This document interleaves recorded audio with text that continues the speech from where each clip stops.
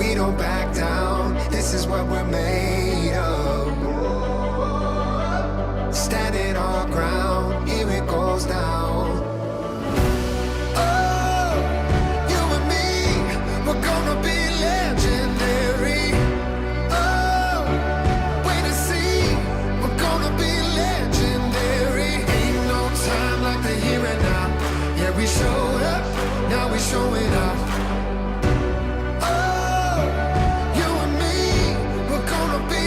Legendary. Legendary. We're gonna be legendary. Raise up a white flag. Didn't come this far just to turn back. The curtains fall for the last act. Breaking that levee, breaking that levee. We don't back down. This is what we're made of. Standing our ground, here it goes down. Oh, you and me, we're gonna be legendary. Oh, wait and see, we're gonna be legendary. Ain't no time like the here and now. Yeah, we showed up, now we're showing up.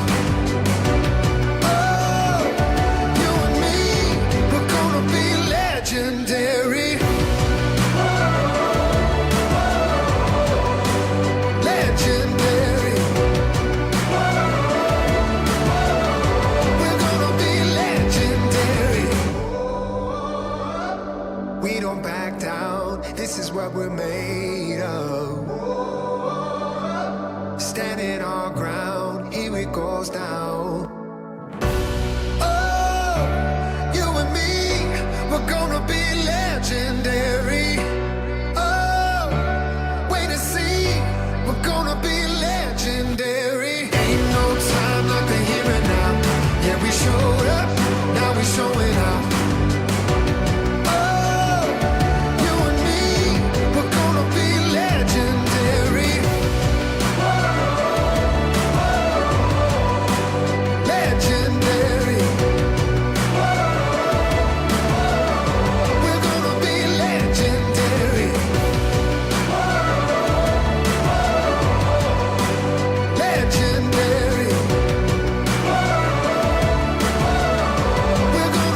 Legendary.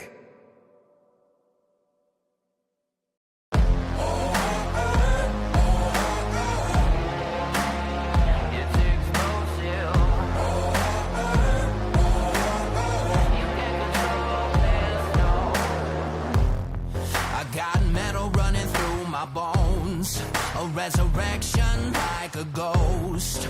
Hurricane, go ahead and blow. Where you could keep your white flag, I'll never fold. A shadow on the battlefield, a survivor never yield. A thunder, go ahead and shake. Don't run from the storm when I feel the rain. There's no rest for the wicked, no victory for the weak. And when the weeds getting thicker, you'll never see me on my knees. You can't control this, it's explosive. You can't control this, it's explosive. You can't control this, it's explosive. I got a fever in my blood, a falling embers from above. I feel the heat when the pressure blows, a wildfire that you can't control. There's no rest for the wicked, no victory for the weak. And when the weeds getting thicker, you'll never see me on my knees. You can't control this, it's explosive. You can't control this, it's explosive. You can't control this, it's explosive. With every beat on my heart, I'll be the light.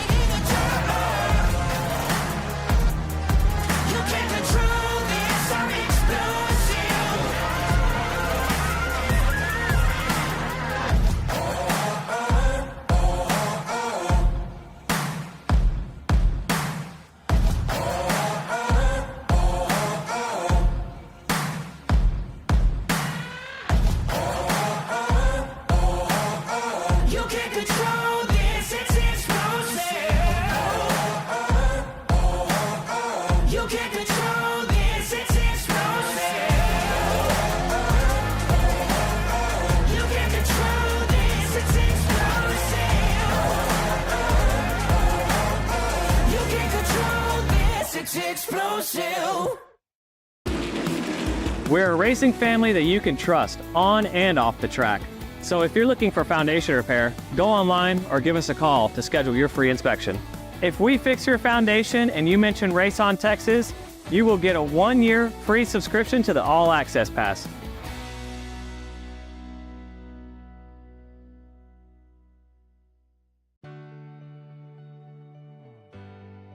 Our family started RVing a few years ago, and when I think about all those campfires and fishing trips and sporting events, these are memories that are going to last a lifetime. I want to help others do the same thing. Hi, I'm Kevin Smith, General Manager at the all-new Click It RV in Milton Freewater. People in this community are very familiar with this location and the great service they've always received. So the biggest question we get is, where is Keith? The great news is, Keith is still here.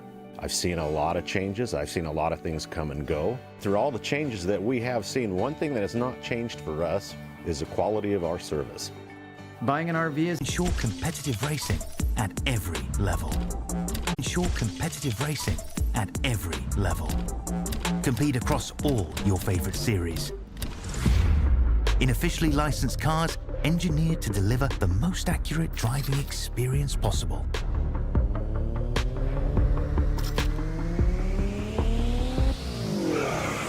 Join a race or host your own with players from across the globe. Race against the computer or in a league with friends. Feel the thrill behind the wheel. Visit iRacing.com.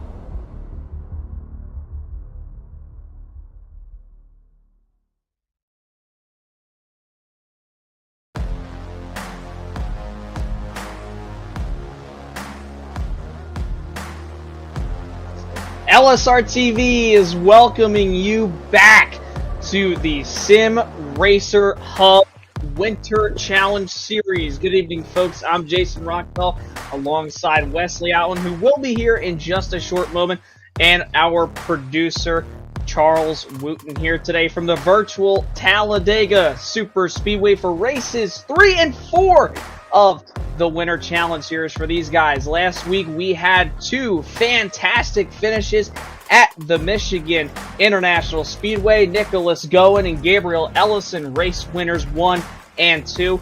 And sure enough, it's going to be a fun race tonight for sure on this 2.66 mile super speedway. And when you think about Talladega, you think about a lot of things, Charles, that could probably happen here, like the chaos that ensues constantly every single lap. Yeah, chaos can definitely happen, and Ray coming in just a wee bit hot. Wee bit. Wesley, I believe he is here with us, Wesley. I am. Thank you. I just got in from doing basketball, guys. I apologize. I am glad you're here because nobody wants to hear me talk. So I am glad he's here. But I'll give my quick thoughts. It's Talladega. It's what's the word? Crapshoot. And you got to be in the right place at the right time. It is Talladega. So we'll see how this one goes. I'm definitely looking forward to some really, really good racing here from this group of guys. And you know, it's not a matter of if, but when the big one can take place, obviously. We settle in here on these super speedway races, Jason. And again, my apologies, everybody. I literally just walked in the front door from doing basketball for the last couple of hours and fighting traffic at that as well. I guess it's holiday traffic season too. But, man, literally, we throw in the fire, exactly. But, man, Aspiration Homes, thanks to all the sponsors. They were the big sponsor for the Michigan race last week. We want to thank Aspiration Homes. Thanks also to Delta Camshaft, remanufacture horsepower. And, of course, from Delta Camshaft to Admin Box. But, you know, Jason, Talladega is just one of those tracks that literally, man, it's just you got to ride and drive.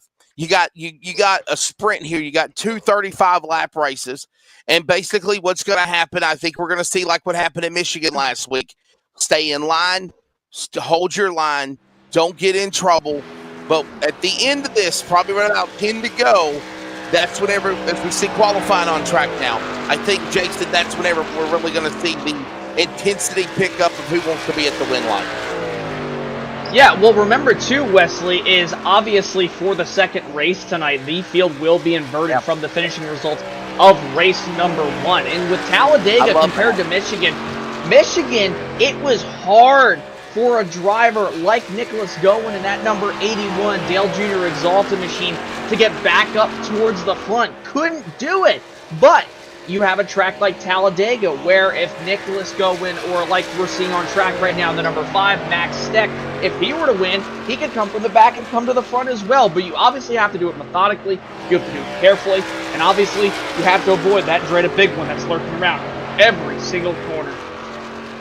And by the way, they have re-changed the format, and I'm understanding they've done some things differently than what it's been in since last Tuesday night's race.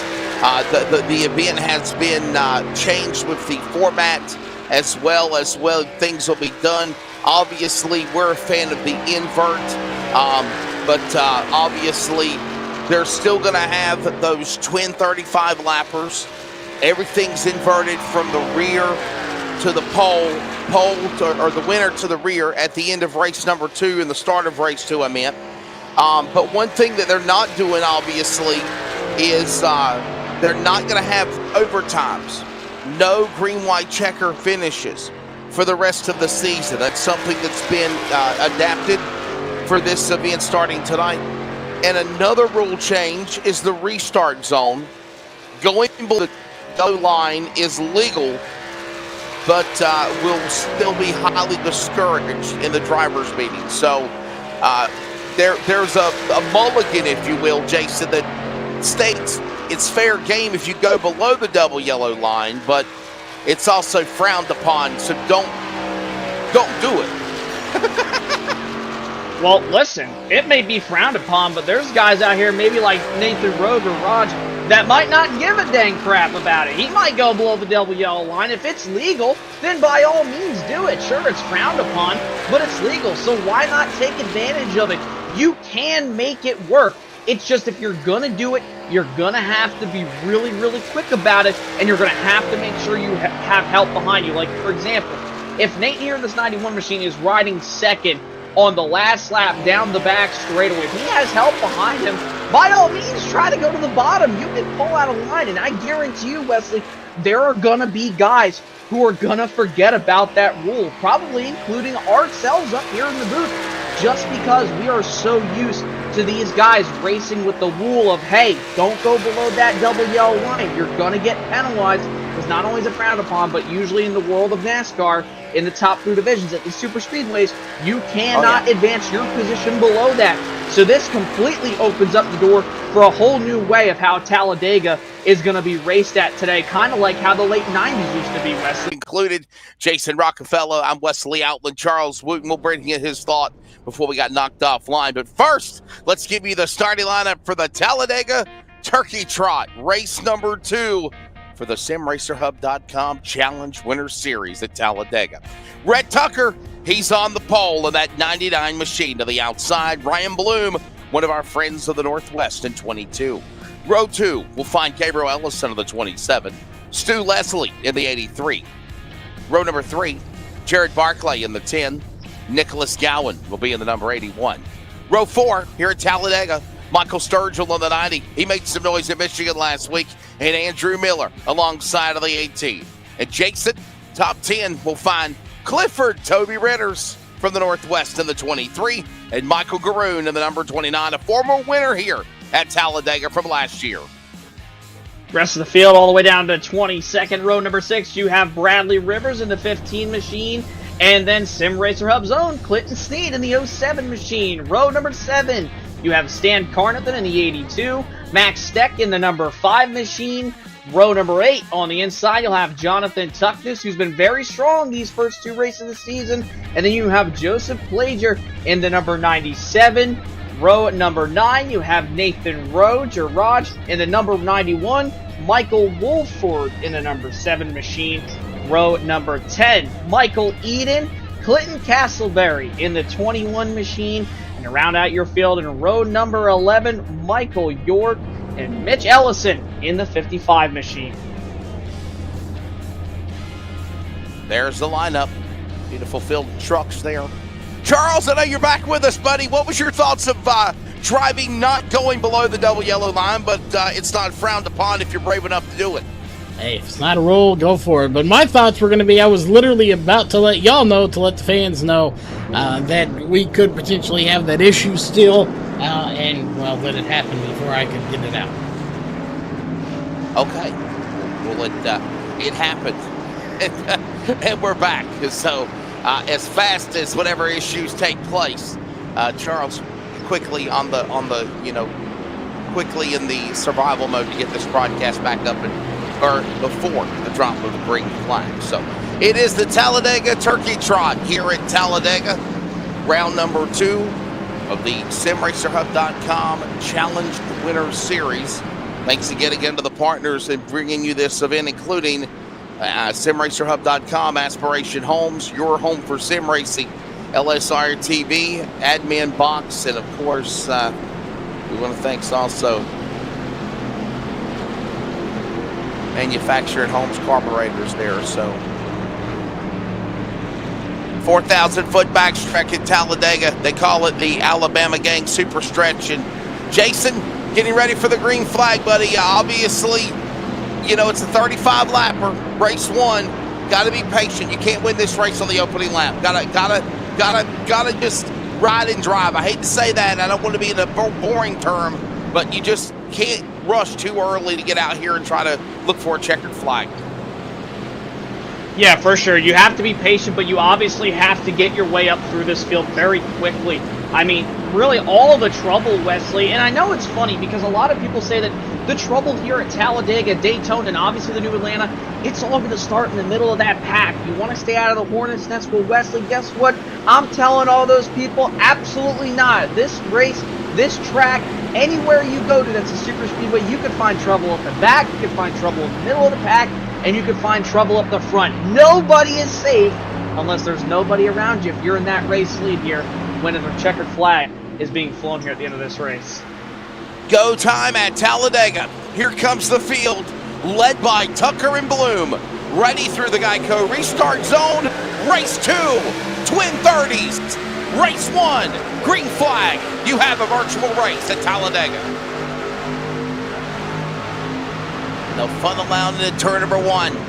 Red Tucker stays to the inside. Ellison will quickly get around Bloom for the number 2 spot. Barkley going after Bloom for 3rd. Bloom needs to get to the bottom. He's stuck up on the outside there on the back stretch on the opening go. Yeah, and you already see some drivers in the middle of that pack dropping towards the back. I believe one of them was Jonathan Tuckness in the 94 Silverado. He ducked below the apron. He's going to fall now to the back, but they're 2 by 2 behind the 2 race leaders back behind Ellison. That's Ryan Bloom and Jared Barkley in the 10 machine this time off the wall. Working off turn 4 through the tri-oval. And Red Tucker down to the inside. Coming to the stripe, put lap number 1 on the board. Red Tucker leads the opening go, 29 remaining. Here comes now the outside lane. Ryan Bloom, it took a lap, but it's finally working. And up top side, the Candyman can. Here comes Miller, trying to get something started with a 3rd lane up at the safer barrier as they rock and roll off a 2. Yeah, and that 3rd lane, Wesley, can work, but not as much as what you could with Daytona probably. But obviously, Daytona, it is very tough to go 3 wide. Talladega, you have a little bit more leg room, obviously, with this track being much wider. Remember, you could go 3 wide. Heck, you could almost push it to go 4 wide, but at Daytona, you go 2. You could push 3 wide, but you definitely can't go 4 wide. But they're going to tuck back in lane here, or in line, rather, behind the rest of the field now as they head back to the tri-oval. Back in line, here we go, 2 by 2 by 2. Everybody just kind of riding right now, 30 laps the distance here. They work their way. Let's take a look real quickly at the weather conditions on the bottom right of the monitor. It's something we didn't really hit on here for Talladega. They're the opening go, presented by Kaufman Creative. 80-degree temperature outside on the virtual sim, partly cloudy. Track temp in triple digits at almost 120. And it is in the afternoon sim time for this race. Down the back stretch, they go to 3. Tucker in the front there, Jason. Yeah, Tucker's right now riding that bottom very, very well. You have Ryan Bloom there up on the top side. trying to make something work with everybody else behind him, but just nothing can be made right now. Everybody trying to be really calm, cool, and collective, knowing they have a long time to go here. Remember, Wesley, these guys are running, which is pretty much the exact same length of a C6 race here at Talladega, the official stuff. So they know how to run these races for the guys who have run the official fixed setup series stuff. So they know they have to be patient, but they also know that they have to find friends, and they have to find friends quickly if they want to make moves to get up towards the front. Down that back straightaway, 4,000 feet long, about to climb the 34 degrees of banking down into turn number 3 again. Here at Talladega, everyone just kind of musters that momentum in the opening go. Handful of laps this time by to be completed. Tucker works off turn 4, back down to the stripe. Bloom stays to the outside. Ellison now battles along. Bloom will get second back. He's going to go to the lead. Oh, he's making it work. Brian Bloom to the lead. New lead change here as they come to the line on lap number 5. And they jumped right down from Nicholas Gowen's bumper right there to jump down to the bottom. But you notice the 99 right there, Wesley, of Rhett Tucker. He left the lane open, and that 27 of Ellison thought about putting that nose right underneath the left rear quarter panel, but because of it being so early, not wanting to cause the wreck, 99 started to shut the door. 27 said, it's not worth it. I'm not going to put my nose here right now. I'm going to lay off, let him come back in line. But if you're that 99 or any of these drivers, you cannot give up that bottom, because if there's one thing I learned about racing here at Talladega or Daytona or Atlanta is the second you get off that bottom, you leave these guys a car width or so below you, they will take it. And don't get me wrong, they will take it. Even going through the middle, you will have guys try to be really gutsy with their moves, and they will try to stick their nose anywhere they can where they see an opening. Nick Owen, winner last week, remember, at Michigan. He was right there in that battle. Stays in this spot down the back stretch now, working lap 5. Look at the candy man in the middle. That's Miller, the Skittles colors. Beautiful looking machine. Battling alongside with Stu Leslie, Max Steck, Gabriel Ellison, Andrew Miller, Joseph Plager, all of that mix now as they come to the storm. Brewing off of turn 4, 3x3 there mid-pack. That's the snake's patch, if you will, that Jimmy Spencer used to always call it in the middle as they work their way back to the line. This time by 6 completed, lap 7 of 30, and so far we're still cleaning green back to 1. 24 laps to go, and things are heating up right there in that snake's patch you just mentioned, Wesley, from the famous Jimmy Spencer used to call it.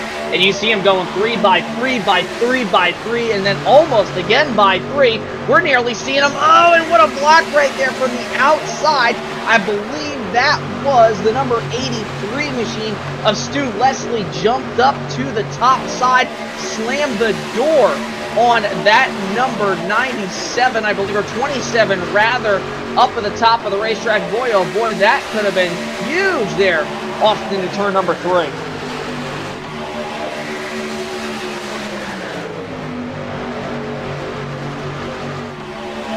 Back through the tri-oval, here they come to the line.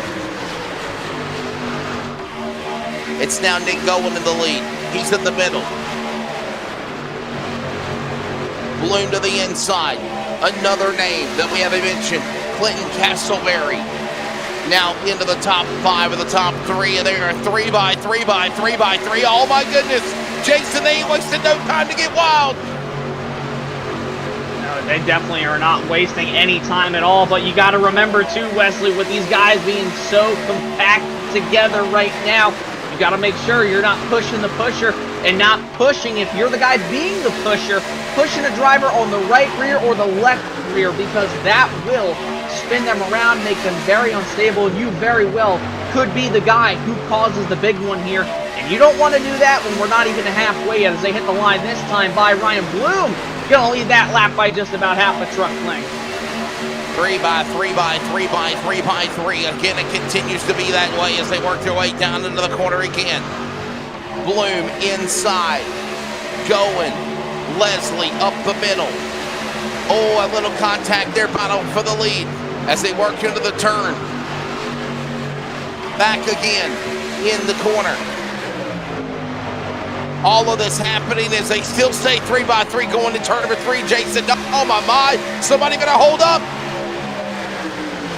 Yeah, and also somebody might have to give possibly with the way these guys are racing off these corners to get really, really loose right there. You see that 83 machine, I believe, or not the 83 machine rather, but the driver up at the top, that's Castleberry there in the number 21 machine doing a little bit of blinking right there, so possibly a connection issue. We'll have to keep an eye on Castleberry. So with him being that outside lane, if something were to happen to him, he keep popping back in and out, blinking, as what we call on iRacing, that could create that very top lane, that outside lane right now to kind of start to fall back. Oh, contact made nearly around into the 81 machine. They door check each other off. Turn number 2, they're able to save it, but they're still 3 wide for third. Nick going. Could have been the monkey in the middle that got turned in the fence, but he holds on to it. And a great piece of virtual precision drivers in this virtual contest of man and machine. The pressure, the patience. One wrong slip and it's calamity. And they work back into turn number 1. We're 10 laps in. 20 remaining now in race 1 here for the SimRacerHub.com Challenge Winner Series. The Talladega Turkey Trot. Down the back stretch, they still go 3x3, and everybody is within about a half of a second, the pack is, as they work into turn number 3, Jason. Yeah, back down into turn number 3. You see that outside lane being led by Clinton Castleberry. He has been pushed quite a few times there on the outside from one of those Sim Racer Hub trucks right now. I believe that is the 97 Joseph Flager on the outside, giving him a few pushes. We've seen that number 21 get a little squirrely down these straightaways, especially off these corners. So that might be the place where we're going to have to watch if something were to happen. They're just not making enough ground right now. And the only reason they're kind of equal, Wesley, there in that third row up at the top of the racetrack, 3 rows deep, is because they have that side draft, really, and they have that preferred outside group, the fastest lane around the racetrack when you are bunched up together. This time, though, they have a really good run. This 21 might be able to clear him, but he's going to stay loyal to the guys pushing him up from the outside back into 3. Working their way down into the corner. Off of turn number 4, down to the tri-oval. Look in the middle, Nick going. Coming off of that Michigan win in race 1 last Tuesday night. Bloom on the inside. Here comes Sturgill now. And look at this perfect precision. All these guys respecting one another. 18 to go. Race 1 here at Talladega. And now going stays to the middle. Here comes a man from the Northwest. Former Northwest ARCA champion, Ryan Bloom, powers to the inside. The Monster Energy double deuce. Looking in his Chevrolet to try to go to the lead as they work into turn 3. Yeah, Bloom's getting a good push right now from the drivers behind him. You see Leslie pushing him down in the bottom. There's Rhett Tucker as well in that 99 machine, Wesley, and this is still anybody's race. And obviously these guys can go the full distance, obviously, on this tank of fuel and obviously tires, so they don't have to worry about pitting. But obviously what they have to worry about is wrecking one another. We see it constantly, time and time again, where we'll see these races get really calm, then they'll get really aggressive, and then eventually towards the tail end of these races in that last third, you start to see some chaos unfold. So don't be surprised right now if that storm is a brewing right now as they come off turn number 2.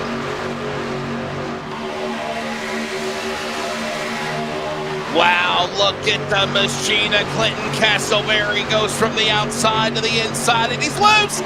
Saves it. Got wiggled there from the top to the bottom, and somehow made it work. Still in the middle going. Now, Flager up on the top side. And he'll give a push now to Garone and Bloom. Bloom free falling. Falling back like the lyrics of the Tom Petty song. He falls all the way back into the top 10.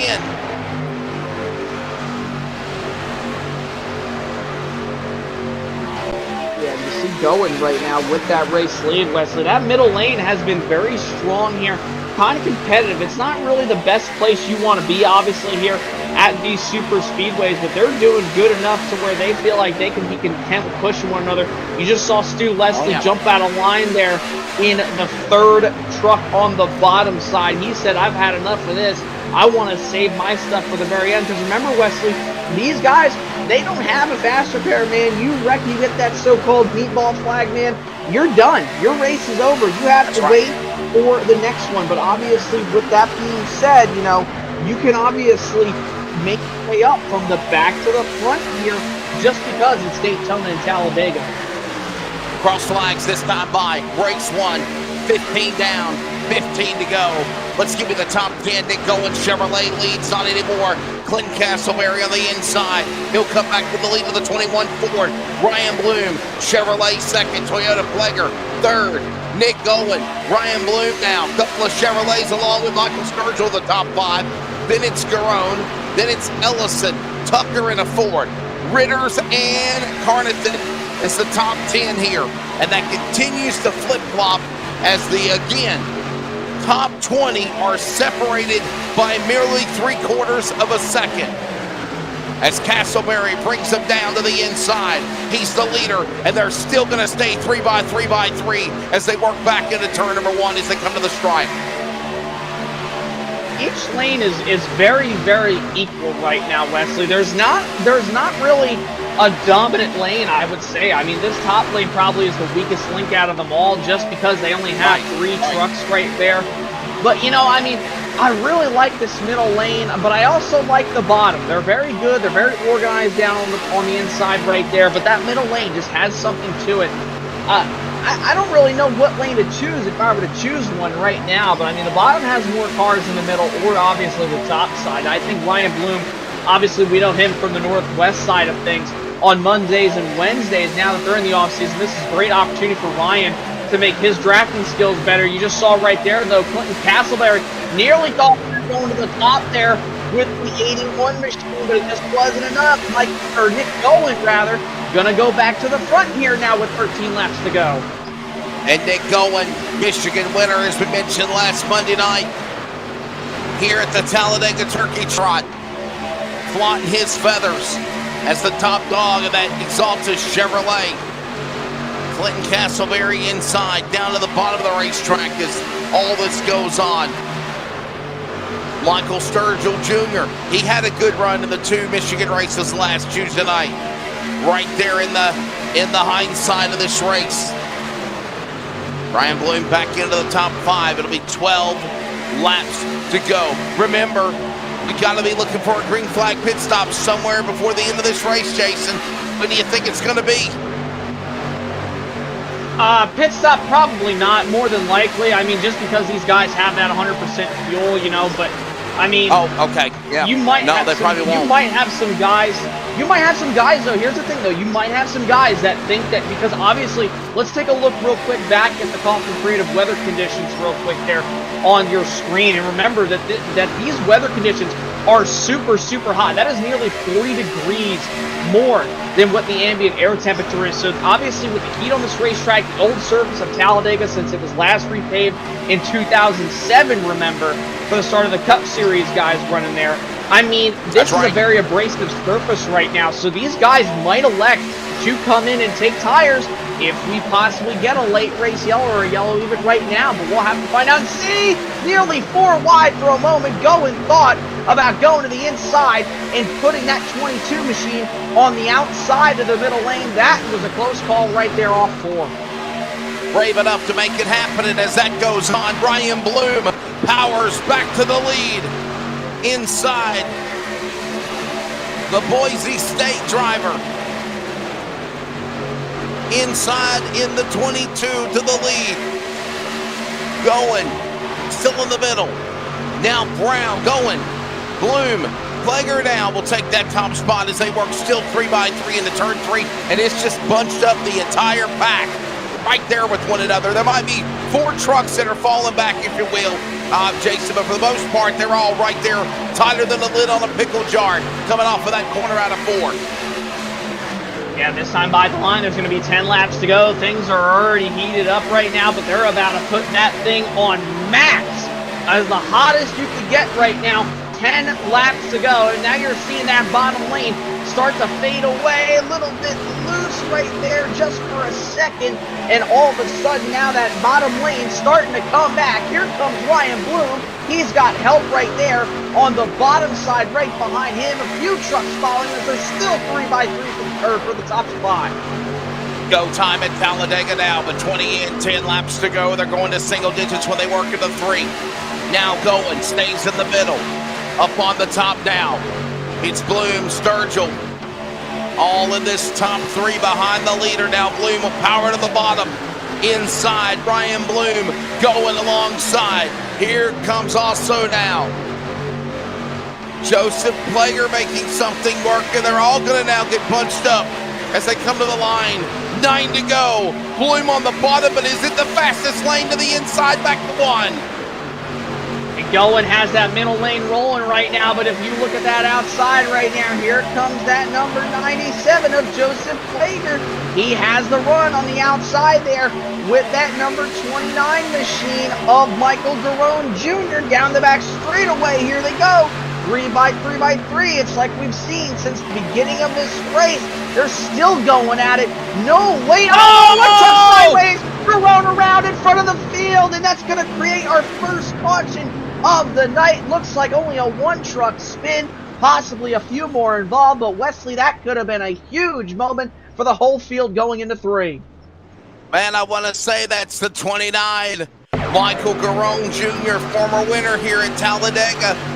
The Wonder Bread entry, shades of the throwback of the movie Talladega Nights with Ricky Bobby. Ricky Bobby was on fire. Garone was in the safer barrier. Watch what happened to the 29 as they work into turn 3. And you knew it was bound to happen. Ritter's oh my God, right there, and just Ritter's clearly not even around the 29. 29 was just being aggressive on the truck in front of him, and he lost control. You're exactly right, Jason.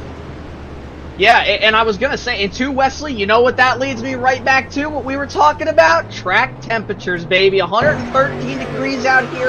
It is hot here on this Talladega, Alabama surface. And you can just see right here as we ride from the in-car camera of Toby Ritters. He is not even close to this 29 machine. Toby knows enough to not push the pusher, especially this early into the race. You don't really want to do that unless it's the white flag. But this 29 machine, he's being very aggressive with the pushes, lays off. All of a sudden, the truck just snaps on him purely because of air. Also, just getting loose, and then plus, you know, the really, really slick, hot track conditions.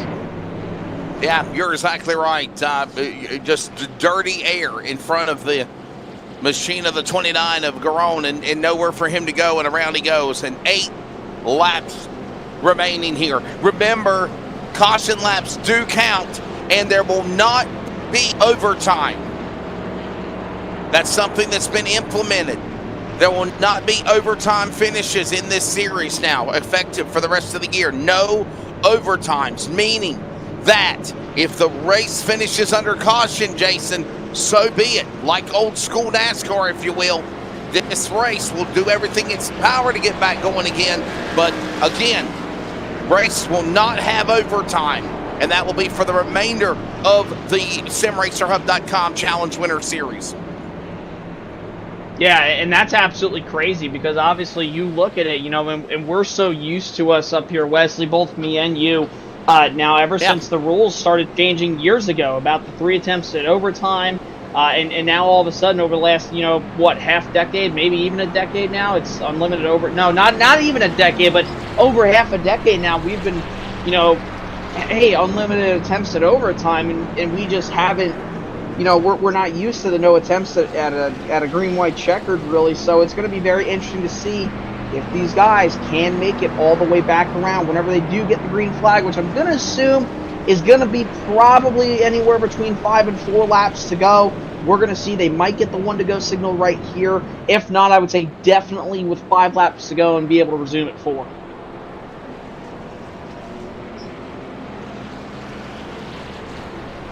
By the way, don't forget also Virginia811.com. Call before you dig with care, caution, race summary. 1 caution for 2 caution laps so far. And there's been 10 lead changes in race number 1. And right now, going up in front here is this race again, ready to bring you to the finish of race 1. But remember, Jason, you might win race 1. You will go to the rear for race number 2. So just to say here, more than likely, you know, here you go. Michael Eden, Michael Garoon, or Garone Jr. will be the front row if it stays that way. That's the way it'll be. So gives that 29 a chance to get back up in the front again. Yeah, and I mean, it's going to be obviously hard, you know, for Garone to really make his way back up, you know. But we're going to see what happens.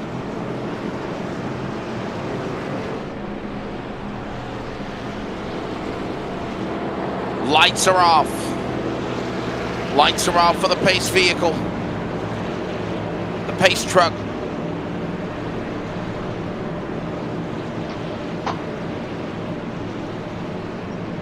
Let's see how it all shakes in here as we'll get ready to bring you the restart. Again, the leader,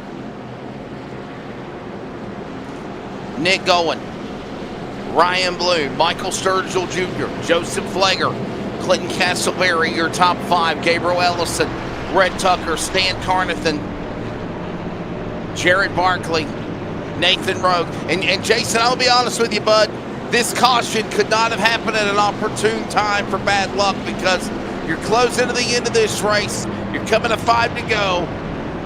You're going to start being aggressive now. I got a feeling we might see another big one. I think this race might finish under caution. Yeah, it very well could. I mean, we're obviously just going to have to see what happens here. I mean, there's not much really you can say to it besides, hey, we're going to get the green flag with 5 laps to go. You guys have 5 laps to not wreck. You guys wreck. We are definitely not getting back going, probably. So I would say, Wesley, see, because this is the thing. You got to think of this, obviously, like an IndyCar situation. Because remember, IndyCar doesn't do green-white checkered attempts. I mean, they'll go green right with 2 laps to go, but they don't go into overtime. So you have to treat this like this is going to be the final restart of this race. And if you want to get up to the front, you better hook up with the right person, and you better make sure you have the right moves underneath your steering wheel to be able to get up to the front. Yeah, you're exactly right.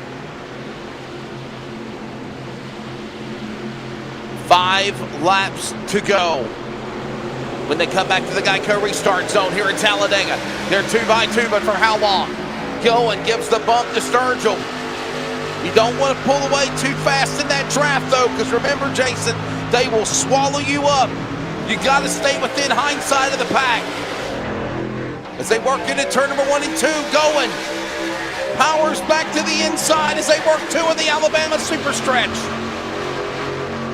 Yeah, and they're going really, really dicey right now. You're starting to see some 2 wide action. I'm just waiting to see 3 wide. Remember, that double yellow line might be frowned upon, but hey, nobody said it wasn't illegal to go down there. We could see somebody try to. Here comes the field. They're starting to get 3 wide. Ryan Bloom leads them at the line. 1 driver below the double yellow line, trying to make sure they don't get wrecked. But they're 3 by 3 going back to the lead off 4 now to the tri-oval. Going in the middle.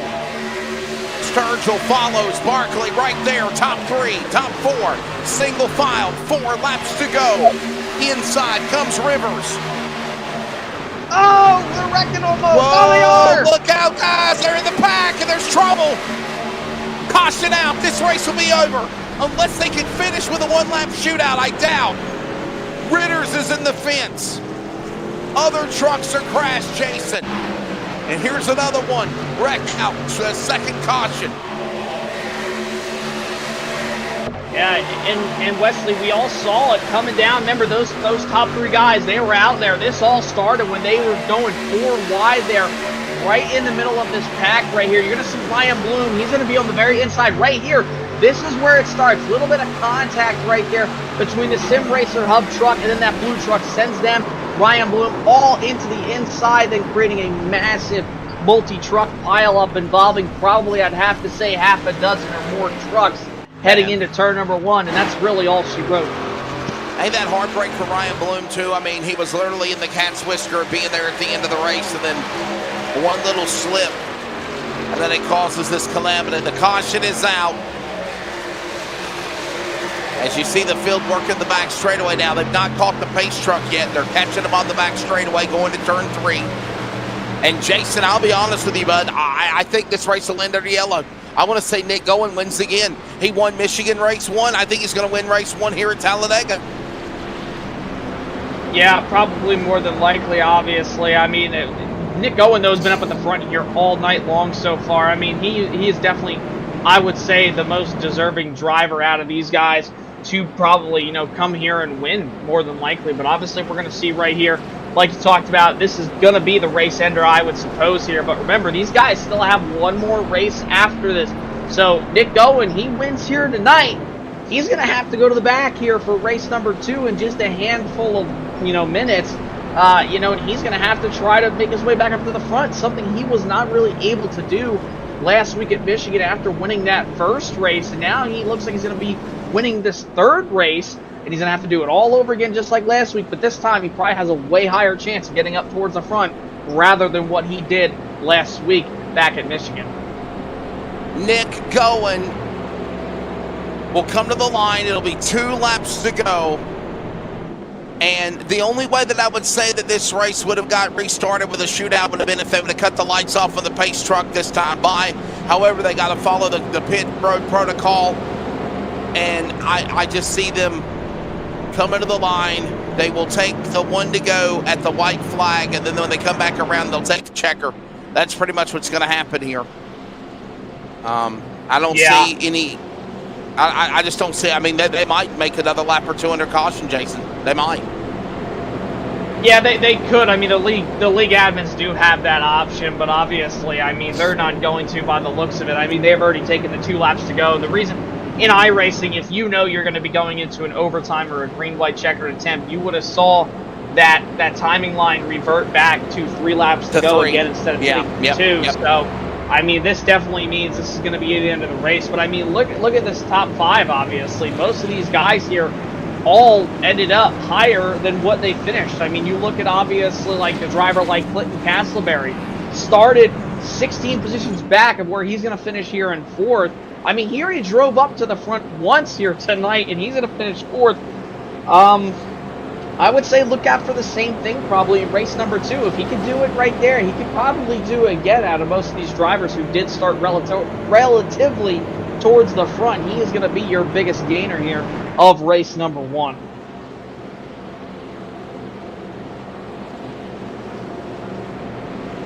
Nick Gowen, Michael Sturgill Jr., Jared Barkley, Clinton Castleberry, Red Tucker, your top 5.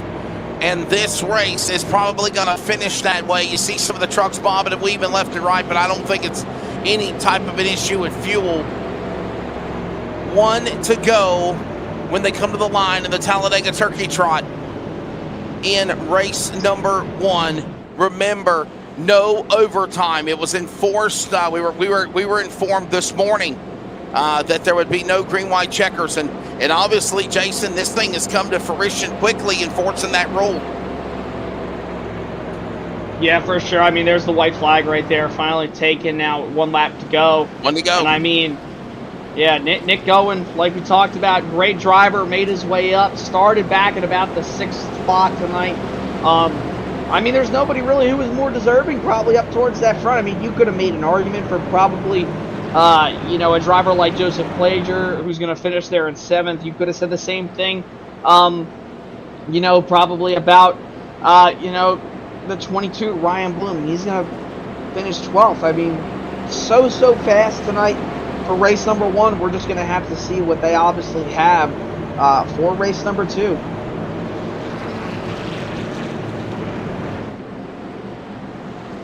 This race is about to be concluded.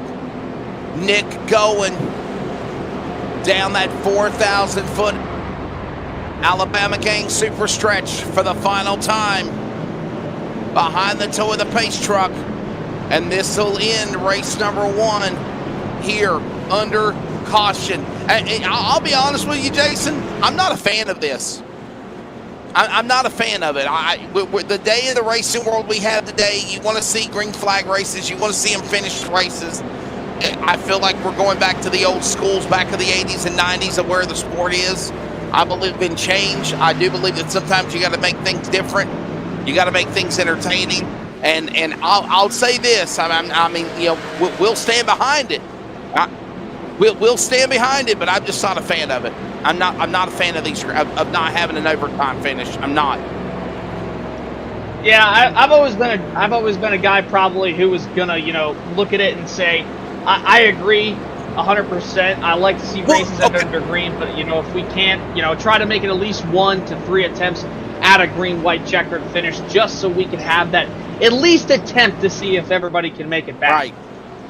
Jason, you mentioned Indy, okay? One of the greatest Indy 500s is this year in May. And what happened? You know, they called the red flag 2 or 3 times. Checker flag is out, by the way. Nick Gowen is going to be the winner of race number 1. Nick Gowen will pick up race 1. By the way, he won Michigan last week as well. And now everybody will now get reset for race number 2. But I was going to say, I digress, Jason. You think about Indianapolis and the 500. What did they do? They red flagged the race with 2 laps to go to make it be that when they came back down to the line, they took a green flag to have a 1-lap shootout to determine the winner of the greatest spectacle in racing, where in years past, the Indy 500 would have finished under caution. Again, to each their own. I just am not a fan of it. Here you go. Here's your results of race number 1. Nicholas Gowen will pick up the win, and they quickly changed the dang timing and scoring on us. There it is. Nicholas Gowen is your winner. Michael Sturgill will finish in second. Jared Barkley third. Clinton Castleberry, Red Tucker, your top 5. Bradley Rivers, Joseph Flager, Nathan Rogue, Gabriel Ellison, Max Steck, the top 10. And we'll go midway through the field with Andrew Miller, Jason being 11th.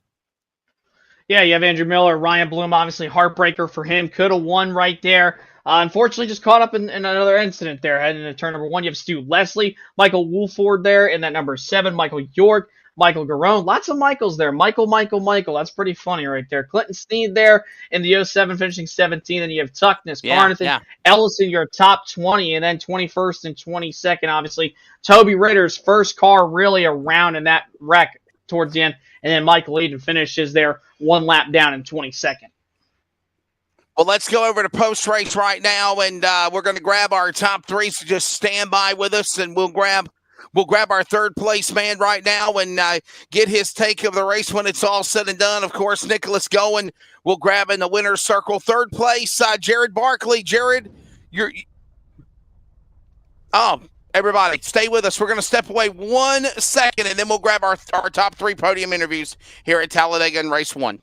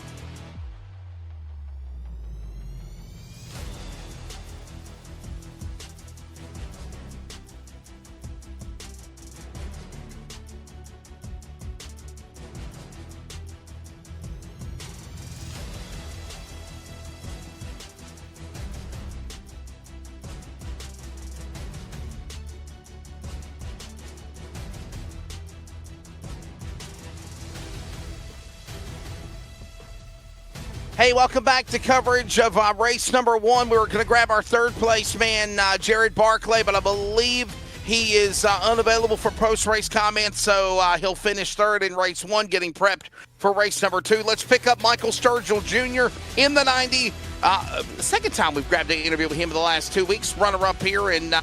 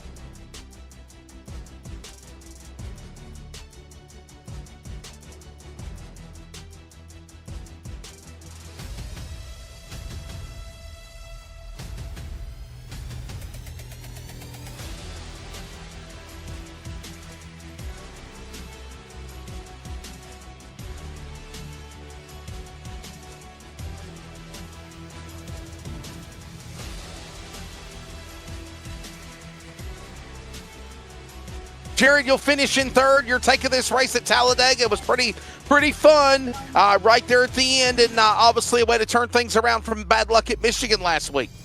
Yeah, man, unfortunately last week we had some net code. I was like a foot away from the guy, and it kind of messed me and him up for the race, but it was a lot of fun. I didn't realize that we didn't have the green-white checker, or the green-white checkers, so I kind of expected, I was just kind of hanging back, just trying to save my fuel, and kind of expected an accident, but these guys drove clean as hell, hard raced all the way through, and I was just lucky they kind of got tangled up there so I could scoot up behind them guys and catch that draft and catch that third spot for the money position. So it was a lot of fun, but I'm looking forward to this restart here. I'm going to push a little harder.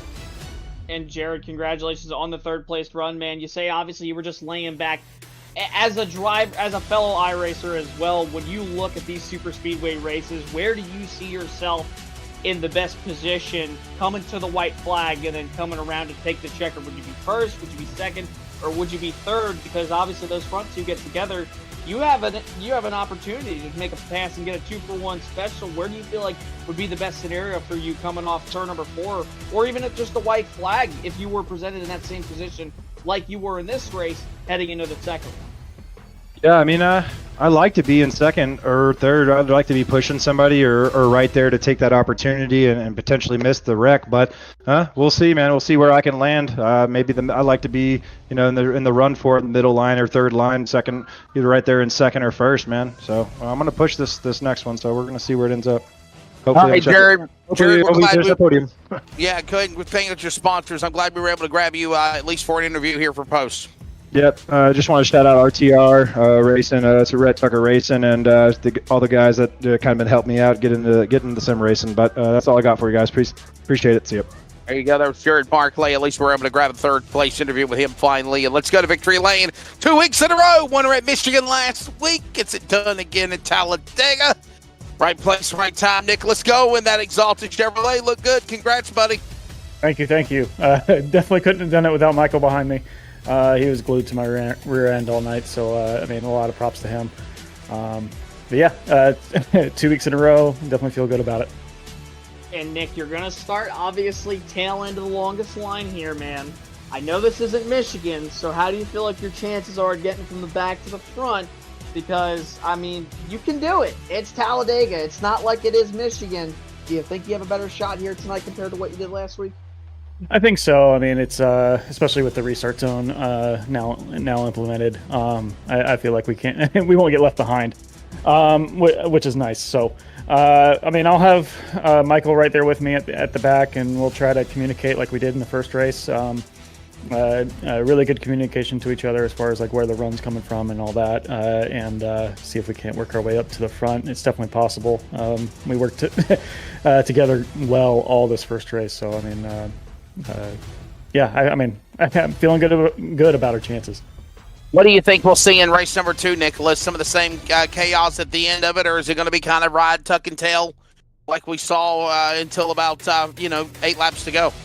I think we might see a little bit of chaos here at the start. I mean, I think we got some guys up at the front that weren't up at the front all race. So I'm curious to see how they handle being at the front of the pack. So that might shuffle things up a little bit at the beginning of the race. So who knows? I mean, these super speedways can be like gambling sometimes. You just don't know what you're going to get. But I'm hoping to work my way up towards the front. That's for sure. All right, buddy. Sponsors, congrats again. No sponsors, but definitely thank you to my teammates, especially Michael and Stan. I mean, those guys were up there with me towards the end. Hopefully we can get more of us up there towards the end of round 2. So thank you. All right. And with that, we're also going to take a quick break. When we come back, we'll thank our sponsors and everybody that makes it happen. And we will get you ready for race number 2 as the field is inverted here for the Talladega Turkey Trot here at Talladega. Hopefully everybody did have a happy Turkey Murder Day and a Thanksgiving holiday with your family and loved ones. Now getting ready for the Christmas holiday season. Bah humbug. We'll be back with more from Talladega. In race 2, Jason and I give you your thoughts. And there's a look at that Alabama Gang Super Stretch sign at the 4,000-foot back stretch at Talladega. Still a lot of racing left to go. The Twin 30s coming up. Race 2. The Sim Racer Hub Challenge Winter Series continues on LSRTV when we come back.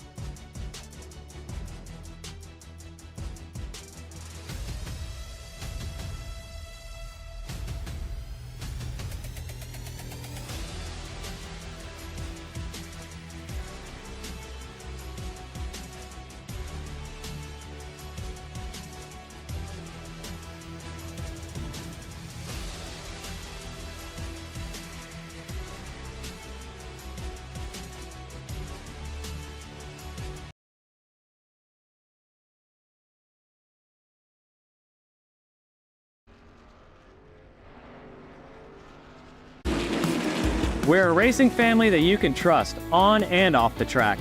So if you're looking for foundation repair, go online or give us a call to schedule your free inspection. If we fix your foundation and you mention Race On Texas, you will get a 1-year free subscription to the All Access Pass. At Click It RV, we know there's a lot of heritage and history at this location. RV sales and service has been part of this community for decades. We knew there was an incredible opportunity here, but to see where we've come in just a year is incredible. None of it would be possible without the patronage and support from this community.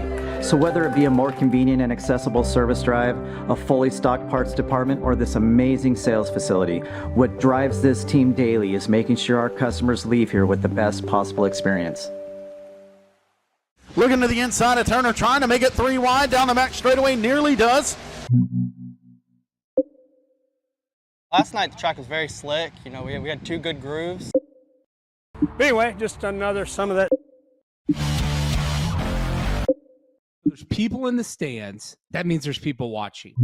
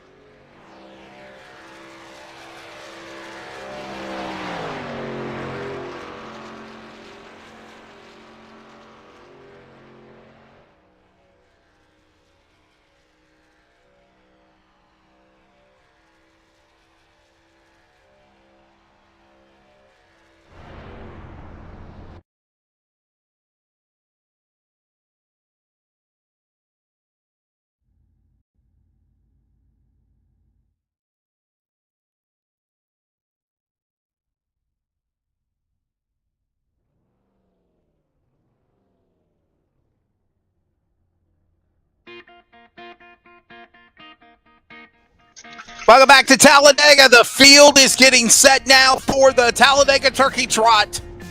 Race number 2. The field is inverted. Let's give you the lineup. Michael Eden on the pole. Toby Ritter's up on the outside. 30 laps again for race 2. Mitch Ellison, Stan Carnathan in the top 4. Row 3.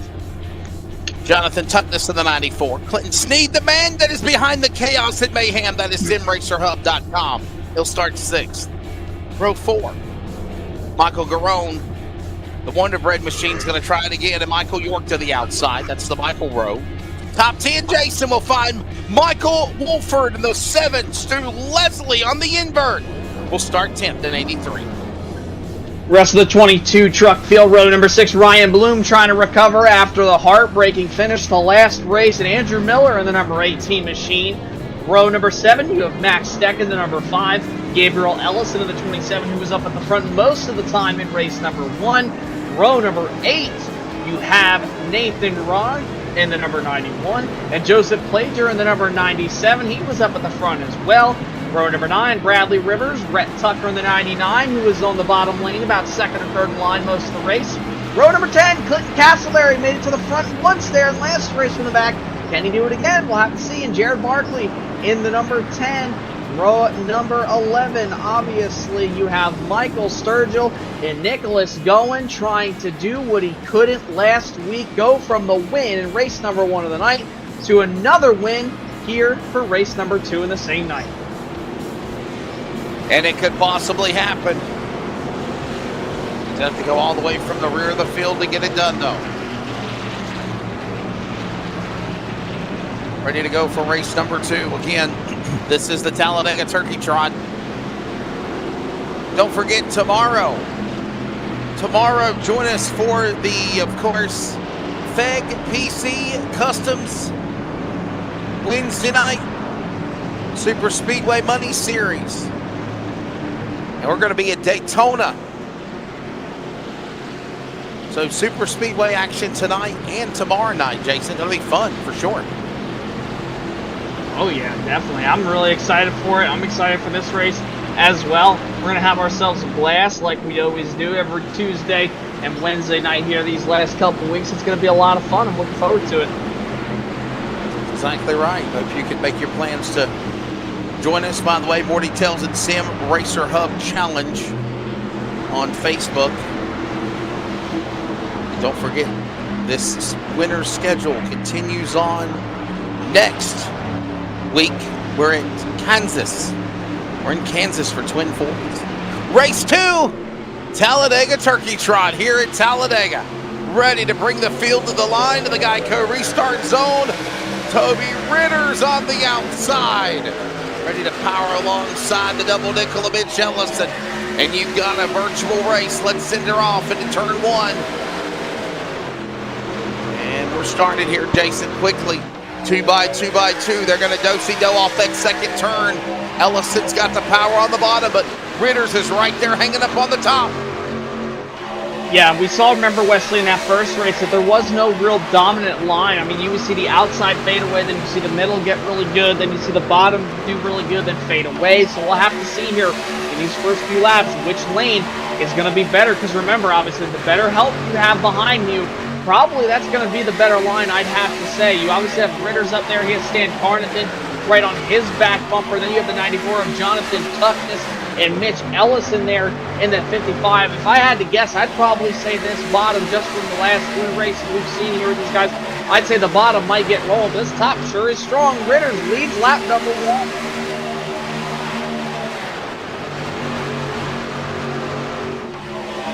1. Toby Ritter's from the Northwest. He's got the colors of that Wind Racing Click and RV Bomb Speed entry. Down to the inside. Along is Carnathan. This is Stan Carnathan. He's got help with Clinton Sneed. Making the outside work very quickly there. 25 up high. That's York. Michael York. Clear a path in the middle. Comes Rogue. And they work their way off the corner out of 4. Ritter's a battle back to the inside. Ritter still battling there on the bottom. He is the 94. Tucking this right on his back bumper in the McConey setup shop Chevy Silverado, but the outside lane just rolling a lot better. You think to yourself, man, why would Toby Ritter's go from the outside to the top into the outside lane? Looks to be the way to go. And now look at this top side. You have Sim Racer Hub himself, or Mr. Sim Racer Hub himself, Clinton Sneed there in that second truck on the outside lane behind Stan Carnathan. He's going to give him a nice little push.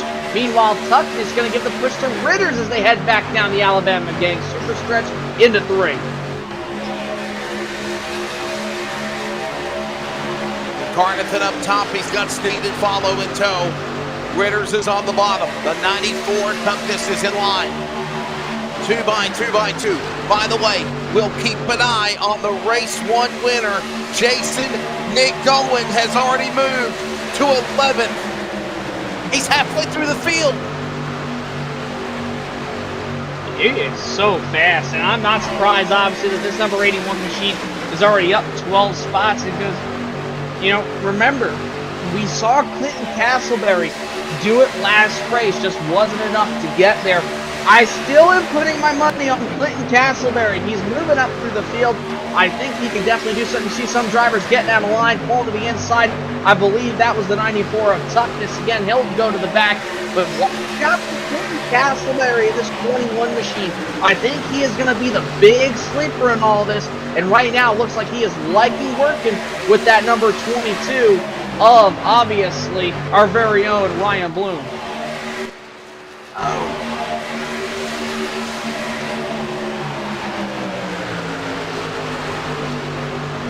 Miller inside the Candyman. He's now to the lead. Brett Tucker back to the bottom as well. Up to the front. Carnathan will fall back to that red machine. Glenn Sneed and Jason Nick Owen up to the top 10. Look at them in the middle. Monkey in the middle behind those guys. Nick Carnathan, he's right in the middle lane. Look at how fast the winner of race 1 has powered into the top 5. Yeah, I mean, that number 81 machine is just so fast. There's so many drivers up here, too, who are doing really, really good. coming from the back to the front, obviously. I mean, you have Nick Gowen, who's already up 16 spots from where he started. You have, obviously, Nathan Rogue in the 91. He's up 10. Rhett Tucker up 15 spots. There's so many drivers up in the front of this field. And this is looking almost, Wesley, if Ryan Bloom can just get side by side with those race leaders, this is going to look an awful like what we saw in race number 1.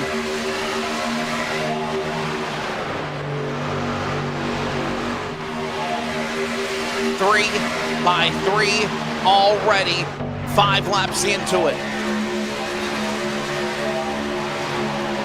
They were 2 by 2 in race 1, about 10 laps into it, Jason, but right now 5 laps in, and they are 3 by 3 already here in race 2.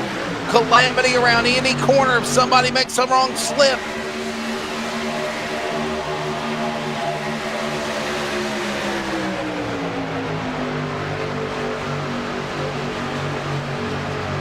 My, oh my, look at this.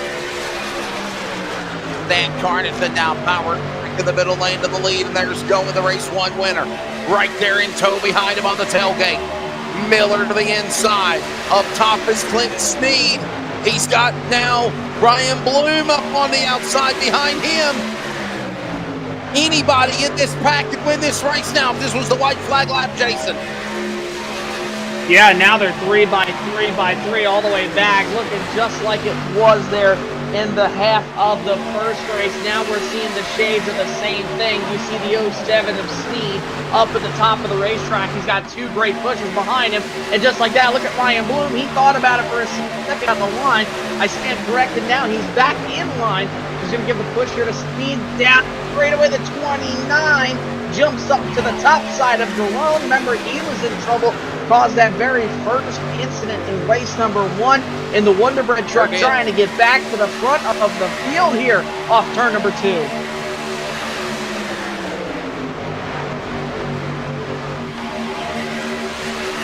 Down the back straightaway we roll. Carnathan now the man leading the way. He's up on the outside. Miller on the bottom. Garone up on the top. Remember, that shades of what happened the last time as they worked into 3. He went to the top, got caught up in some dirty air, and he went into a solo spin. Back in the saddle again to battle for the win here as they're coming to the line. 7 now making 8 laps in race number 2 of the Talladega Turkey Trot. To the stripe, 3 wide at the line, back to 1. And Garone's going to power to the outside and go to the lead as they work 1. That outside lane is just working a lot better than the rest of that field right now at the bottom of the racetrack and also the middle. It just seems like that outside's rolling a heck of a lot better as you see the 29 rolling down the back straightaway. Oh, look at the run from the 99 and the 18. They got a heck of a push down this Alabama gang super stretch back into 3. Everybody's a little loose. Sneed out of line, nearly gets to the left rear corner pit on the 99 and almost got tagged by Ryan Bloom. They're super tight coming off 4.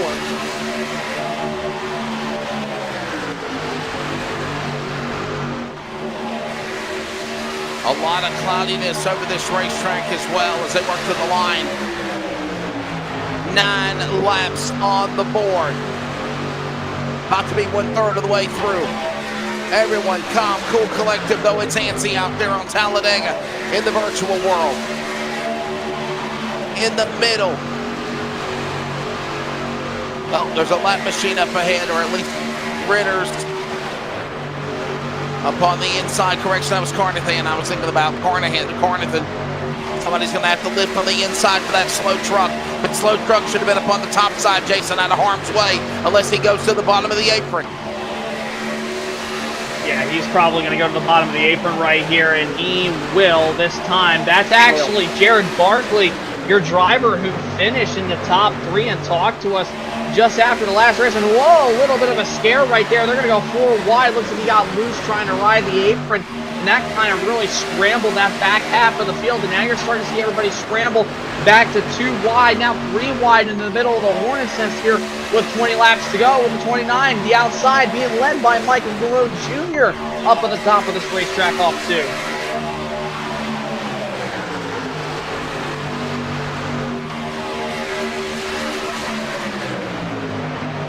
Going now back into the top 5, the 81 in the middle behind Carnathan. And now what was 3 by 3 by 3 for a while, now gets back to a do-si-do. working off the conga line out of turn 4. Here they come to the stripe. Miller inside through the tri-oval now. It's now Brett Tucker, the monkey in the middle. He has no help until you get to Clint Sneed, who's about 5 car length, truck lengths back. Look at that, just how fast that draft with Sneed and Bloom reeled in the middle lane, and here you go, he's back in the dance again. Yeah, and obviously there's a lot of guys too up at the front yet again. Comers and goers. Remember Nick Gowen up 20 spots, race 1 winner, trying to make it back-to-back tonight and win 3 out of 4 races this season here for the SimRacerHub.com Challenge Winter Series. It would be awesome to see him do that. Michael Sturgill Jr. right there. He finished second. He's up there 16 spots up. Brad Rivers, you see Brett Tucker as well. All these guys inside the top 5 have advanced their positions from where they started as they come to 18 laps to go this time by.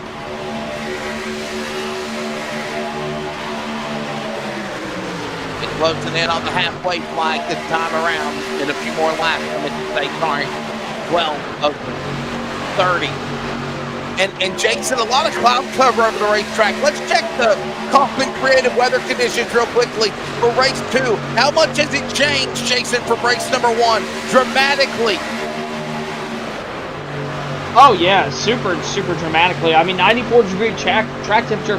That is nearly a 20-degree track temperature drop. You also got to remember too, this race for the majority has been partly cloudy. Now we have a little bit of an overcast here, so the track temperature cooling off just a little bit. So it's going to help these guys with overall grip. So it's going to make these guys be able to make a little bit more aggressive moves instead of having to worry about getting loose or whatnot. But the track temperature still a little hot, but obviously not nearly as hot as what we saw back in race 1, which, oh, by the way, was around nearly 115 degrees.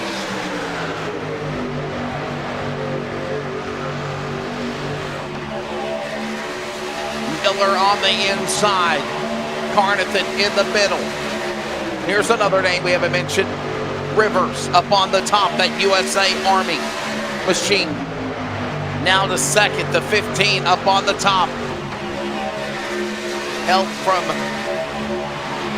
the Wonder Bread machine, Agarin, who had problems in race 1. The only caution before the end of that race happened to him when he got caught up in a bump draft in the air and spun on a solo spin in 3 right now.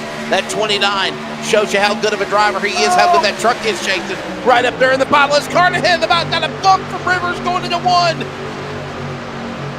He got really aggressive right there with that block, jumped up to the top side, saw it making some moves, and he was like, if there's anything to be, it's going to be that top side. And that's just one more truck added to that top side that's going to make them stronger. But you're seeing everybody kind of shuffle down the Alabama Gang super stretch. The middle lane looks like it has the most trucks. But again, everybody trying to figure out what lane they want to go to. And if you're really the front 2 rows, Wesley, you can't really go anywhere. You are just stuck in traffic. You're going to have some kind of line, have a mishap, or somebody get loose, or something in order to really advance your position here. It just looks like a 3x3 restart here. Looks like the start of the Indianapolis 500 every single lap.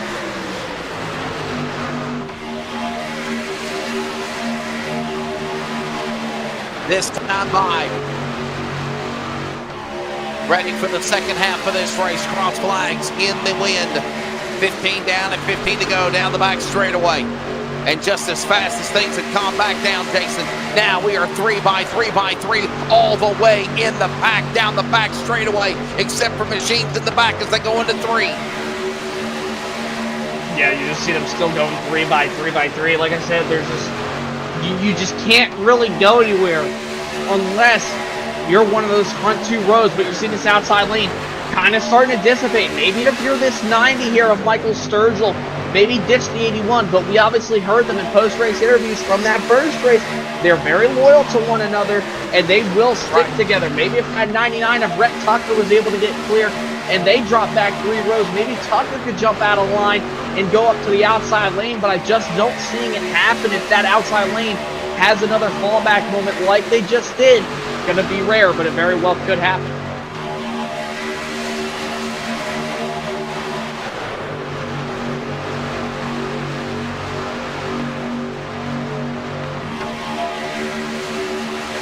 down into turn 3.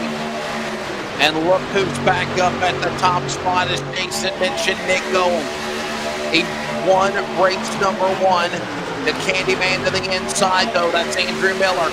The Skittles colors. Right there battling in this fight. Nathan Rowe, Carnathan, Sturgill in the top 5. But I'm telling Jason, there's something about the middle lane. 13 to go now. But there's something about that middle lane.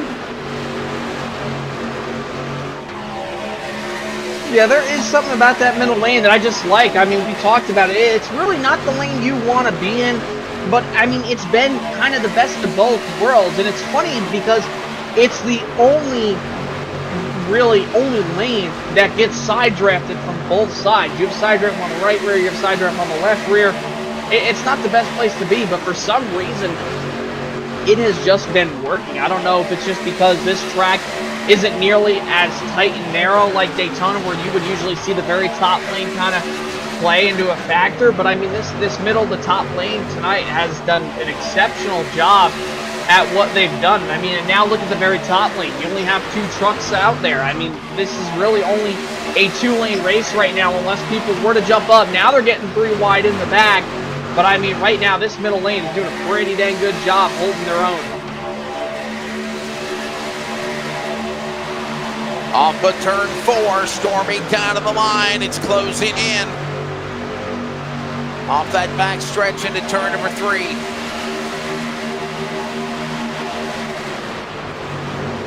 Everybody right there in that pack, separated by almost 3/4 of a second. A couple of stragglers in the back, but for the most part, the top 20 right there. Anybody could win this race from that pack. As they come to the corner out of turn 4 from high above. Aerial coverage presented by LSRTV.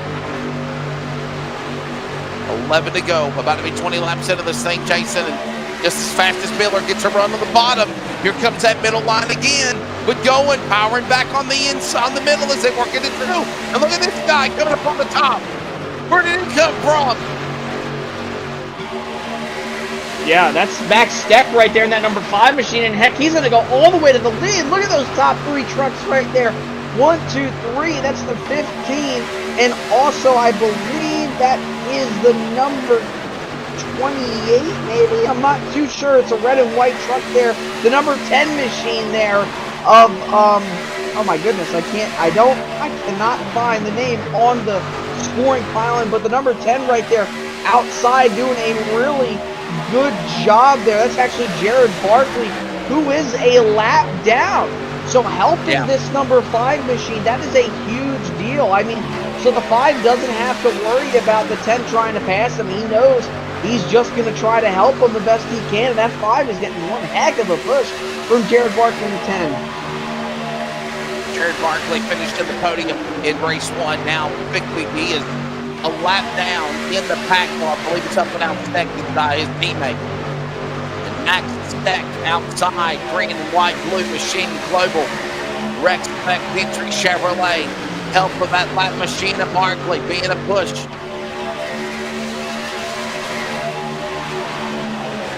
This time high, single digits at the line, Jason. 9 laps to go.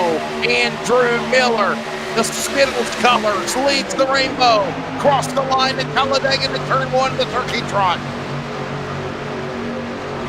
It's going to get interesting here right now. Everybody's still trying to fight for everything that they can, with just 9 laps to go. I mean, Nick Owen right now, Wesley, I mean, if you look at him in that middle lane, he's got great help behind him. I really think he's probably in the best position, but remember, if these lanes all get side by side, I mean, he's going to have really nowhere to go if compared to the all the way to the outside down to the bottom of the racetrack. So I mean, I think if Nick Owen wants to get to this race lead, I really do think he's going to have to jump down to the bottom probably with that 90, but only if this number 90 is going to be clear, though. We're going to see, though, 8 laps to go. Everybody's getting kind of swirly right now as they hit the tri-oval. Back to the line, 8 to go.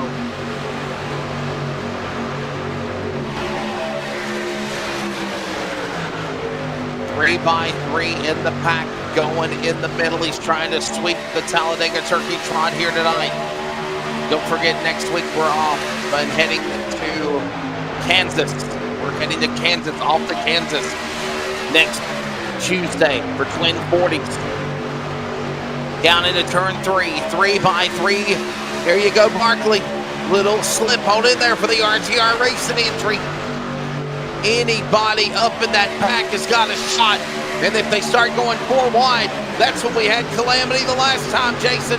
To the line, Miller protects the inside. He comes to the stripe. 7 to go here at Talladega. Yeah, with 7 laps to go, you just got to be careful now. Make sure if you're the guy giving the push, make sure you're not getting pushed from behind you. Lay off the best you can. We could see the big one possibly at any moment. Hopefully not. Want to see these trucks get all the way back around to complete the 30-lap event here tonight, but they're still side by side, 3x3. They're almost even across all the roads as they head back into turn number 3 now with 6.5 laps to go.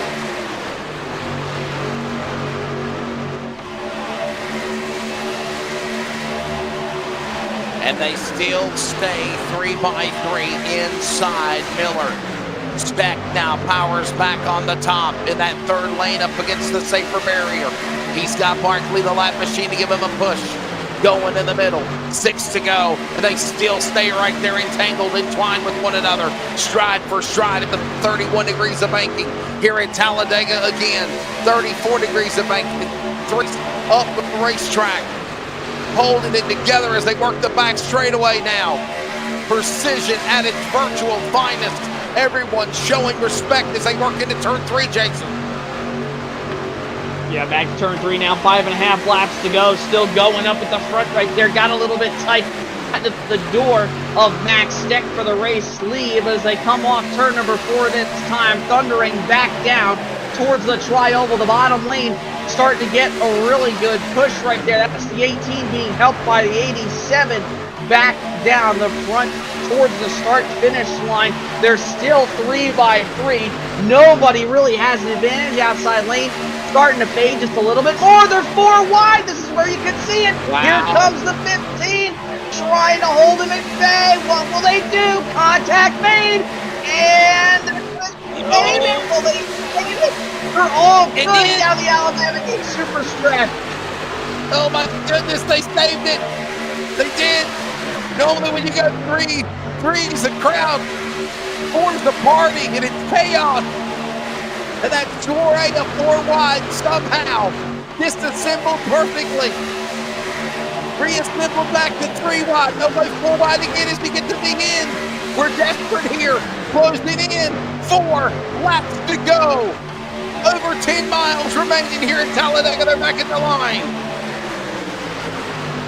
And this has been such an interesting race right here. The question is, will we see another 4 wide move? We saw the 15 of Brad Rivers pull one of the gnarliest moves I have seen in quite some time, going 4 wide, forcing it in there, making up a couple of spots, but now he's trapped in the middle side.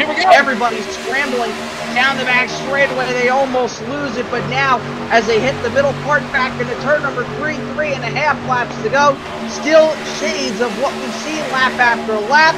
You have Max Steck outside, Nick going in the middle, and at the very bottom of the racetrack, you have the 18 of Andrew Miller, who is cleared by almost 3 car lengths off 4. And we watched it going on now as they work in the corner again. Here comes Cody Ritter getting in line, comes down to the inside, behind the other Machina Road. And the 87, all that's going on now with Nick going back in the middle to go to the lead. And something I've watched here with going now at the top spot, Miller is staying committed to the bottom, and the middle lane, Jason, is just not as successful, if you will, as it was in race number 1. I am seeing that.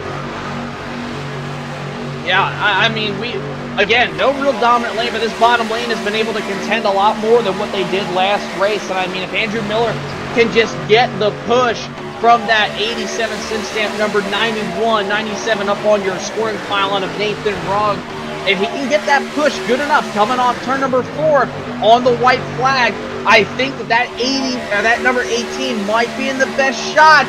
They're going 3 wide, almost 4 wide back to the stripe. 2 laps to go. Go leads.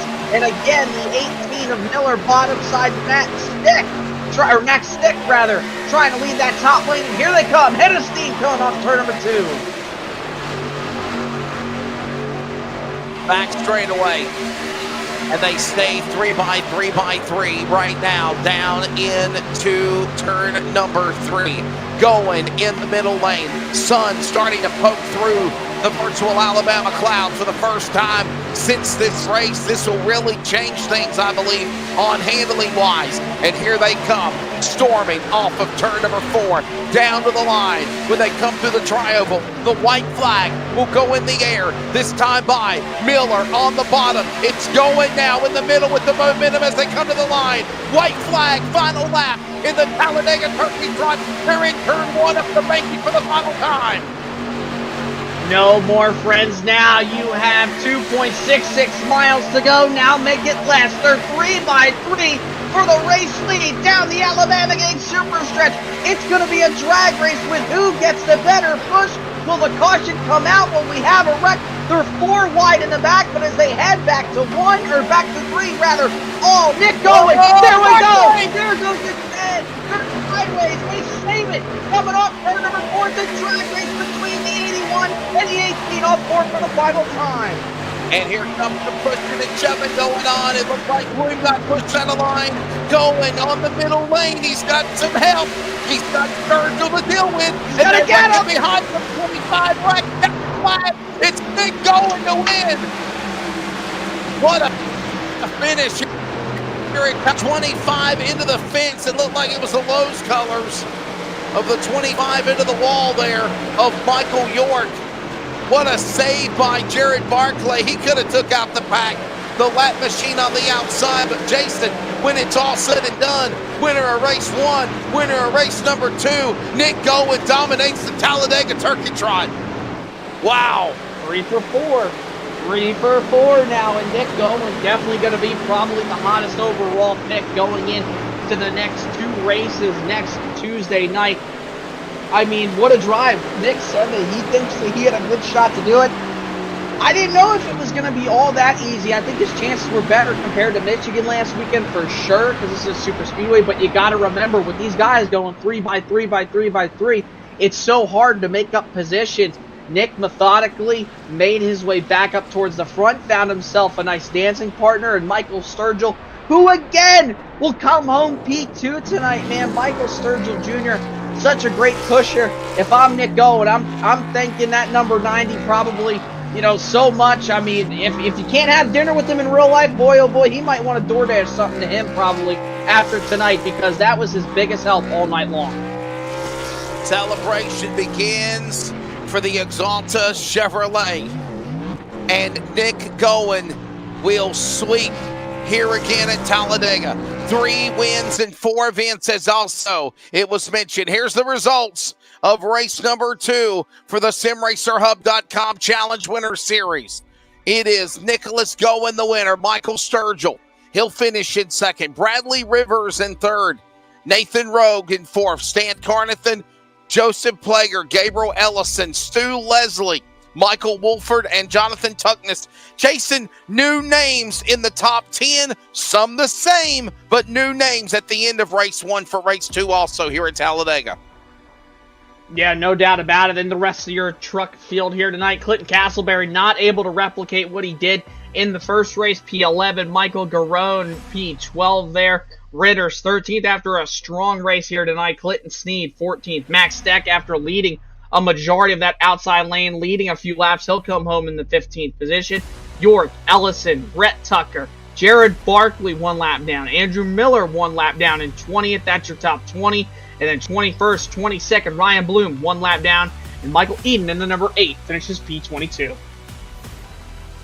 Final look at the Virginia811.com race summary. No cautions, no caution laps, obviously, but 14 lead changes. In 230 lappers, there was close to 30 lead changes in this race.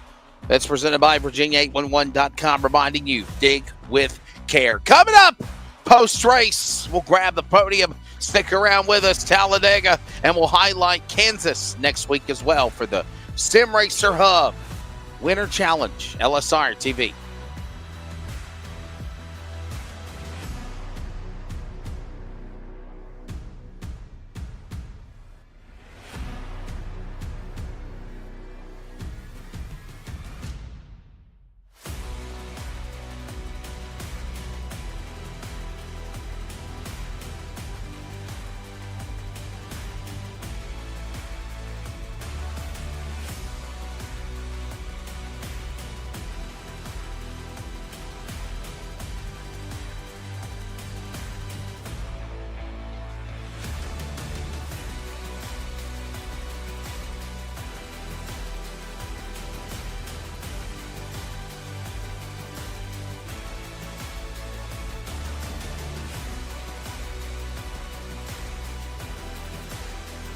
Welcome back to Talladega and the, of course, Sim Racer Hub Challenge Winter Series.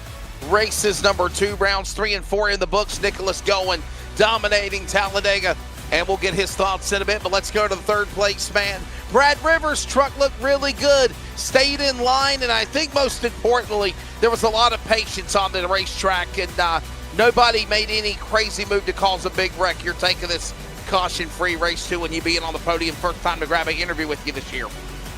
Yeah, it's good. Feels good to be up here. I don't get very good lucky on these super speedways, so to finish up here with these guys and follow my teammates, it just makes it sweeter. It's been a great race, and I can't believe we went caution-free like that in 3 wide racing, and that's one of the best races I've ever been a part of, and I can't wait for more. And Brad, congratulations on P3 here tonight, man. And honestly, you kind of just somewhat answered my question, but I was gonna say, were you really surprised with how everybody was really racing again?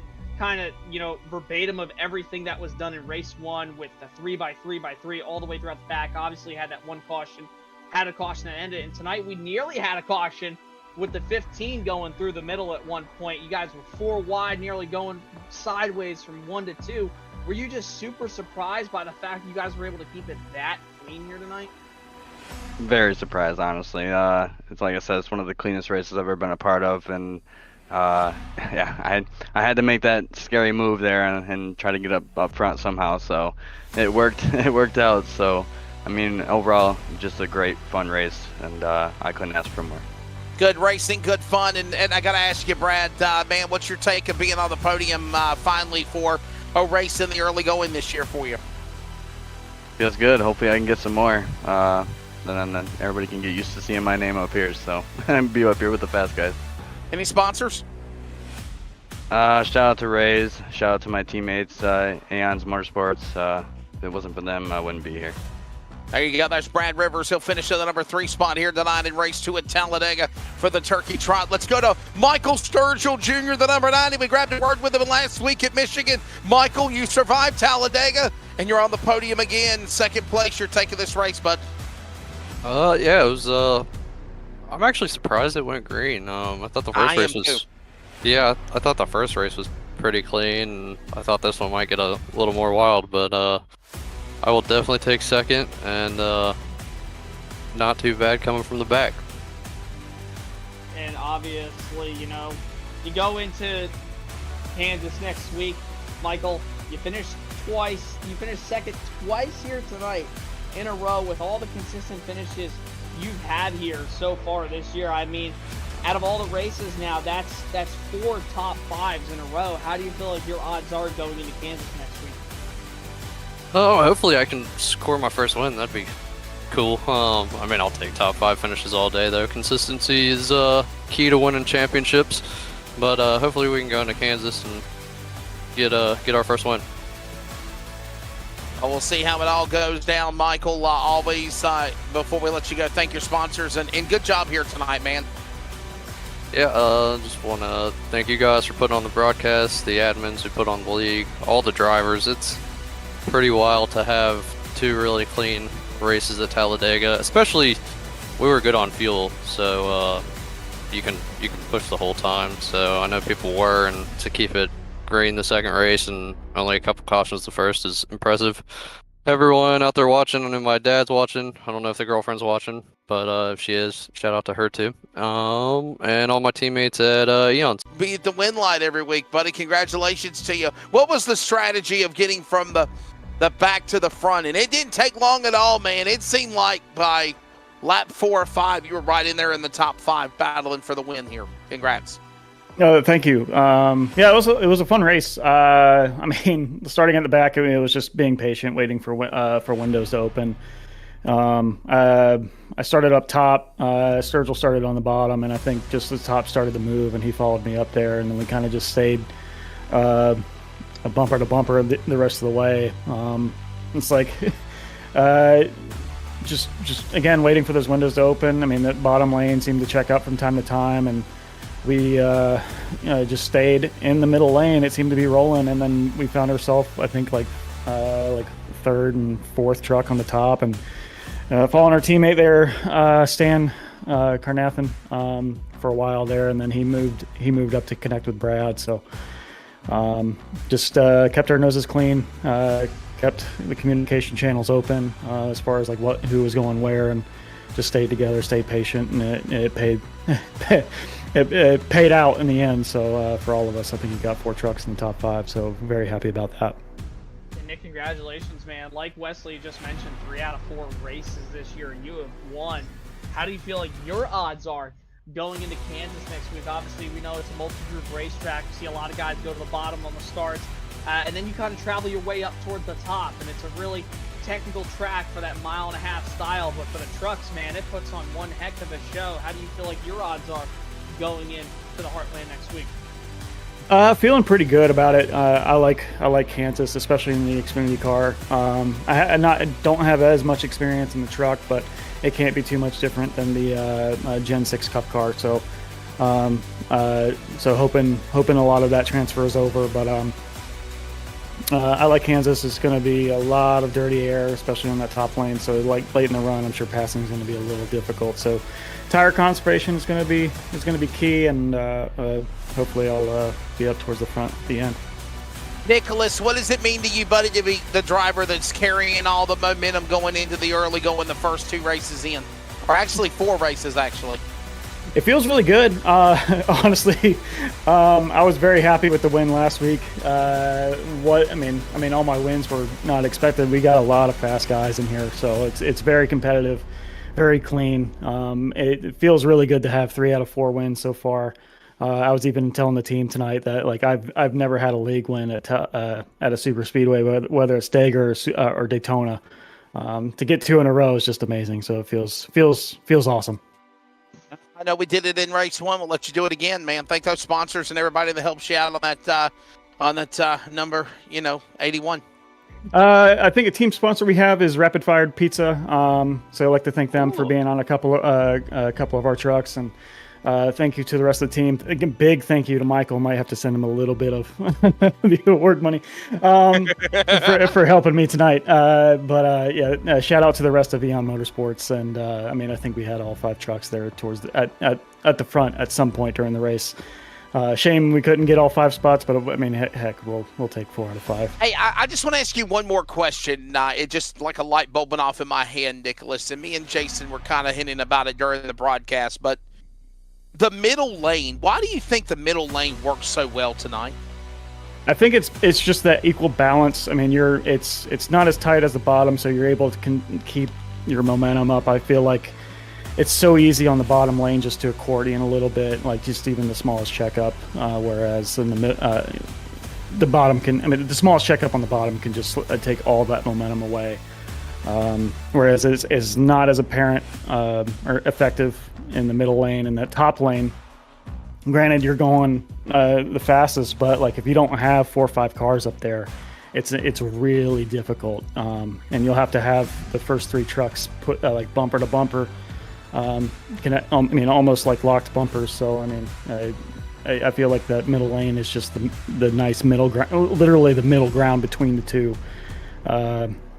So you don't lose as much speed in the corner, and you're just able to carry that down the straightaway. So, well, it was very, very fun, man. Congratulations to you. Thank you so much, and we'll see what happens. Kansas next week again here. The winner of sweeping the Talladega Turkey Trot, the number 81 Exalted Chevrolet. That is again Nicholas Goen.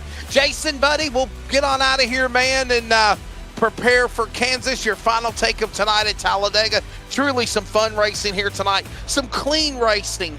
And I just really enjoyed I enjoyed the format, at least, of sending these guys from the back to the front and seeing how good guys like Goen was able to get back to the front and make things happen, bud. Yeah, it's I can't believe we're talking about it. Clean race at Talladega. We don't got to really talk about any wrecks. That's really a surprise. I mean, considering the fact that we're so used to talking about them. So it's really always nice to see some clean super speedway races, especially ones that end up in good finishes and whatnot. The second race was definitely by far the best one out of the 2. I had a blast calling it, and I'm really looking forward to Kansas next week, one of my favorite tracks to call races at.